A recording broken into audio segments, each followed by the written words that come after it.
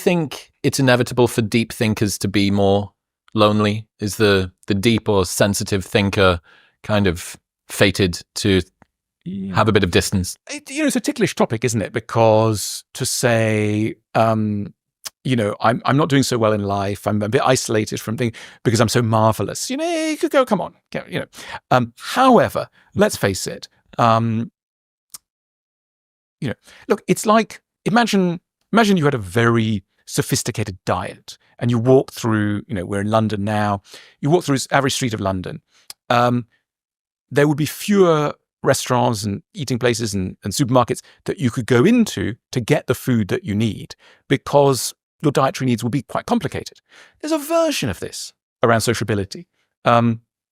If you only need to talk about certain things, if you are, I don't know, let's imagine you're Brian Cox.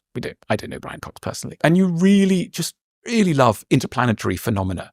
You're not going to meet that many people who will really be able to meet you on those topics. I mean, or even be that interested. They might go, "Oh, Brian, I loved your show, but it's just, it's enough with the black holes, mate. Enough with the black holes, And so he might find himself a little bit lonely. I think it's maybe worth just revisiting a little bit, the deeper thinker, the more serious person, the earnest person, how can they find more fun, inject a little bit less of that loneliness in? They're in an area where maybe people don't resonate quite so much. They don't have quite so many of the conversations that Chris, they need. Can I answer a slightly different question? Mm-hmm.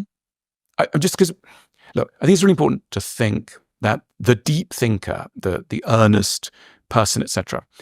I don't want us to suggest that there are these people called geniuses wandering around the world, and they're sort of different from everybody else.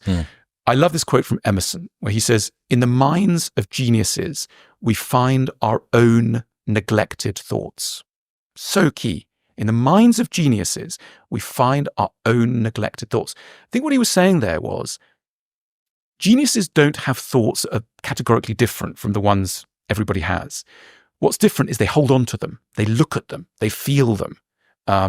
You could say in the minds of artists lie feelings that, lie our own neglected feelings.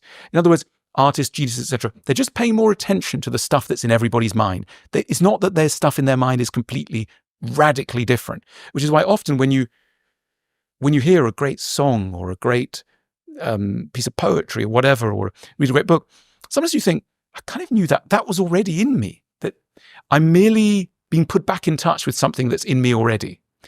Because what the so-called clever person has done is just pay it more attention. So let's not deify these people. And let's also open up, quickest way to become a genius, pay more attention to your own neglected thoughts.